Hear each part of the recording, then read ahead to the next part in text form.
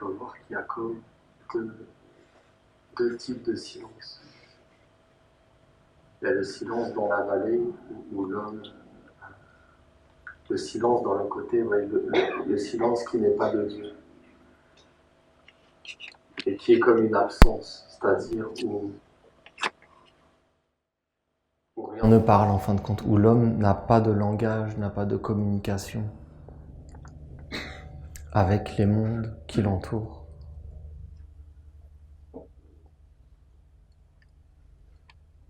Et il y a le silence, comme au sommet de la montagne, le silence du temple, qui est un silence, lui, qui est empli de Dieu. Et le silence qui ouvre la porte au Verbe, à la parole, puisqu'il est dit, au commencement est le Verbe, la parole, mais elle est sortie du silence. Le silence préexiste à la parole.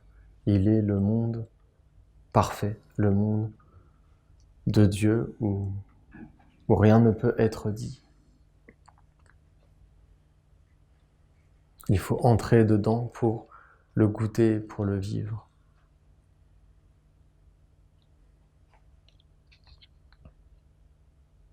Et c'est comme une respiration, vous voyez. Si l'homme est toujours dans le bruit ou toujours dans la parole, il est que dans une seule polarité. Hier, je vous parlais des deux polarités. Raphaël, il veut qu'on soit dans cet équilibre, cette respiration entre les deux mondes. Alors si l'homme, il est toujours dans le bruit ou dans le faux silence, vous voyez, quand on fait la cérémonie de la ronde des archanges, on vous demande d'écrire sur un papier contre-vertu de l'ange que tu portes et ce qui n'est pas la vertu de Dieu. Donc le bruit, c'est la contre-vertu du silence. Mais il y a aussi le silence qui n'est pas de Dieu, qui n'est pas Dieu. Parce que l'homme, il a rien fait, il a rien donné. Alors, dans l'écho des mondes, dans le retour, il reçoit rien puisqu'il a rien donné. Il fait que de prendre. Donc il n'a pas l'écho. Pour avoir un silence empli, il faut avoir fait quelque chose, avoir fait une offrande. Donc tu t'es jamais aperçu quand tu as fait quelque chose que tu sais que c'est juste, tu as fait une bonne action dans le vrai sens du terme, pas calculé, pas intéressé, quelque chose de désintéressé, de pur, ou une bonne parole, ou un geste qui a aidé ton ami, qui a fait du bien, alors c'est empli, tu as fait quelque chose, et dans l'écho des mondes, dans le silence, tu as le retour, et le silence, il est empli parce que tu as fait quelque chose de bon, de juste. Le silence, c'est comme un sommet, vous voyez. Pour retourner vers le silence, l'homme, il a tout un chemin à faire parce que il doit amener quelque chose, il doit amener une offrande qui va faire que le monde divin, c'est-à-dire ce qui est au-delà de la parole, va venir et va emplir son offrande. Alors l'homme, il pourra goûter un silence divin, un silence de Dieu.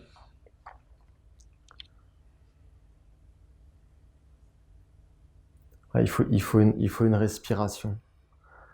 Et c'est pour ça rejoint tout cet enseignement de notre Père Raphaël, vous voyez, sur la méditation. La méditation, c'est pas un loisir, c'est pas non plus une option, et c'est pas non plus quelque chose juste pour aller mieux, pour un bien-être. C'est une nécessité. Un homme, une femme qui va réellement vers Dieu, il a besoin de méditer. Il doit avoir même plus de temps dans le silence, dans la méditation que dans la parole. Parce que dans la parole, qu'est-ce qu'on en gaspille des énergies? Et qu'est-ce qu'on se fait attraper par des mondes? Et dans le silence, tu te ressources. Tu te ressources, tu te recentres. C'est pourquoi la méditation, c'est c'est une nécessité. D'autant plus aujourd'hui, vous avez vu toutes les influences qui sont à l'œuvre, le bruit permanent, tout est fait pour qu'on n'ait plus cette respiration. Le monde nous presse, il presse comme un citron, il veut prendre notre citron.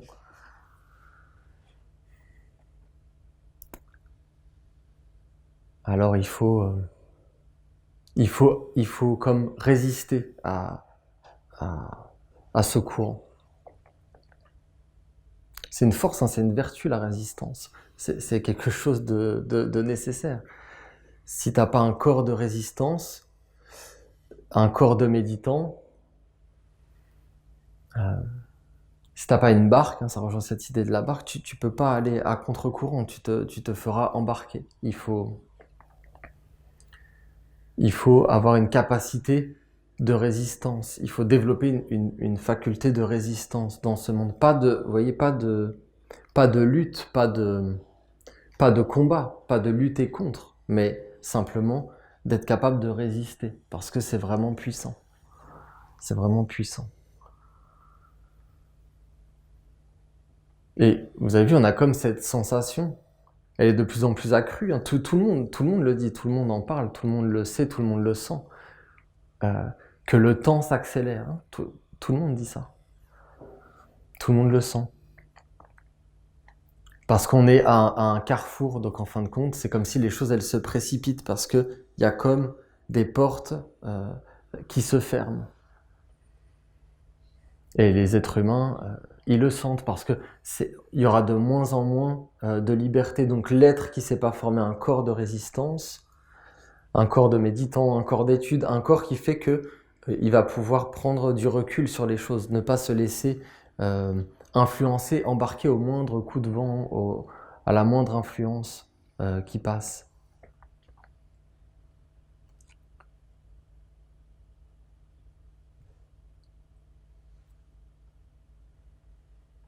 Parce que c'est ça, le temps est compté. Et en fin de compte, ceux qui ne s'éveillent pas au moment où il faut s'éveiller, qui ne saisissent pas l'opportunité de la lumière, parce qu'on est vraiment à un tournant des âges, bien alors ils devront attendre de nouveau des milliers d'années, des nouvelles opportunités, parce qu'ils ne se seront pas fait un corps de résistance et un corps de lumière. Bien sûr, vous comprenez, il ne faut pas que la résistance, c'est dans l'enseignement des 24 sages hein, qu'on a. Vous savez, parler, se taire, régner, obéir. Et vous en avez un, je crois que c'est celui qui est lié au cancer. Au cancer, à la tortue. Le cancer, c'est aussi la tortue. La tortue cancer, on pourrait l'appeler, ce signe. C'est lié à l'ouverture, ouais, l'ange de l'ouverture. C'est-à-dire, ça va ouvrir et fermer les portes. Et les deux gardiens de cette maison du cancer, de la tortue cancer, de l'ange de l'ouverture, c'est réceptivité au divin et résistance aux influences. Il faut les deux aspects. Mais si vous regardez, c'est déconcertant cette sagesse des 24 sages, cet enseignement, parce que si vous regardez ces paroles, les hommes, ils font tout l'inverse. C'est-à-dire qu'ils résistent au divin, ils ont mis la résistance face au divin, et la réceptivité aux influences, à toutes les influences qui viennent de partout. En fait, il faut juste mettre, c'est ça l'enseignement de Raphaël, c'est de mettre chaque chose à sa juste place. Tu dois savoir te taire quand tu dois te taire. Tu dois savoir parler quand tu dois parler. Tu dois être dans cet équilibre. C'est vraiment tout un art de vivre. Et donc la résistance, il faut la mettre au bon endroit. Il faut résister à l'envahissement des contre-vertus, de tout ce qui veut conduire les hommes vers un néant, vers un abîme, et qui est de plus en plus puissant. Donc celui qui ne se sera pas fait une barque, celui qui ne se sera pas fait un bateau de son vivant, c'est un corps de résistance, un corps de méditant, un corps d'étudiant, un corps de sagesse, eh bien il ne pourra pas résister. Et quand les tempêtes viendront, non seulement dans sa propre vie, mais ou dans la vie, dans l'environnement autour de lui, au-delà de sa sphère individuelle, ben, il pourra pas résister. Oui, la méditation, ça va beaucoup plus loin que ce qu'on croit. C'est pas juste quelque chose comme ça pour aller mieux, pour un simple bien-être. C'est vraiment de devenir fort, en fin de compte, de devenir fort à l'intérieur, dans la vie. Un méditant, un être qui pratique l'art de la méditation, il sera beaucoup plus fort dans sa vie. C'est un homme qui pourra paraître peut-être faible, peut-être dans le monde des hommes, ou pas important, pas intéressant, mais en réalité, il aura une force à l'intérieur de lui que peut-être quelqu'un qui brille, qui est important dans le monde des hommes, mais il n'aura pas du tout parce qu'il est que dans des apparences et dans des choses à l'extérieur. La méditation, je pense que l'archange, il veut vraiment qu'on développe cette force, et qui est aussi un art de vivre. Vous verrez, c'est le psaume de conclusion de la célébration aussi. Le psaume 131 sur la méditation, et il amène tout un... Il faut le méditer pour le coup, ce psaume, parce que il nous montre que c'est tout un art de vivre. C'est pas non plus que cet acte de s'asseoir, d'entrer dans le silence. La méditation, c'est vraiment un art de vivre autrement, qui fait que en toute chose, tu vas amener une qualité d'âme, parce que celui qui est posé sur le silence, sur la terre du silence, il est empli par un monde de lumière, par un monde d'âme, par un monde de grandeur, de beauté. Donc même quand il parle, même quand il travaille, quand il agit, quand il est avec ses amis, il est avec sa famille, il est dans la nature, il va apporter quelque chose de plus autour de lui et dans tout ce qu'il fait. Ça ne veut pas dire que des fois on n'est pas dans des banalités. Il y a des moments dans la vie où on est dans des banalités, des choses banales, et c'est comme ça. Mais on doit donner de la valeur. Et un être qui médite, qui sait se poser, qui sait se relier tout simplement, qui sait se relier avec la nature, avec le cosmos, avec son ange, avec son âme, eh bien, il apportera quelque chose de plus. Il donnera de l'âme, il apportera la force de l'esprit. La grande parole de notre maître bien-aimé Peter Donov, il n'y a pas de force comme la force de Dieu, comme la force de l'esprit. Seule la force de Dieu est force. Et cette force, on la trouve dans le silence, dans la méditation. Tous les maîtres ont vécu quelque part, même si un maître, il enseigne, il doit parler, mais en réalité, un maître authentique, il vit plus dans le silence que dans la parole.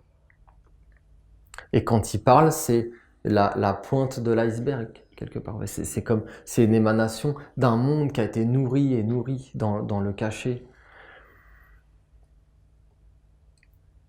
Et un disciple, c'est pareil, le disciple et le maître sont un. Un disciple, il doit être nourri de l'intérieur, il doit savoir comment se relier, il doit développer ses corps, ses organes, ses sens pour aller chercher une nourriture supérieure. Dans la cérémonie de la ronde des archanges, on dit « je me nourrirai », c'est très important de cette parole. Je me nourrirai dans le monde de la lumière. J'irai chercher ma nourriture, pas seulement dans le monde des morts, mais dans le monde de la vie. Tu ne vivras pas uniquement pour le monde de la mort. Surtout qu'on a vraiment intérêt aujourd'hui à aller chercher une autre nourriture, dans tous les mondes, parce que c'est empoisonné de partout. C'est empoisonné de partout. Ils mettent même des fœtus humains, vous vous rendez compte, des fœtus qui viennent des avortements. L'avortement, c'est promotionné, mais pas forcément pour les raisons que vous pensez, ou qui sont dites par les médias. Derrière, c'est toute une industrie qui est posée là-dessus. Donc, vous vous rendez compte? C'est de la sorcellerie. C'est diablerie, comme dirait Jacouille. C'est de la sorcellerie. Qu'est-ce que vous voulez? Il n'y a pas d'autre mot, je vois pas d'autre mot. Voilà, donc il faut aller chercher une autre nourriture.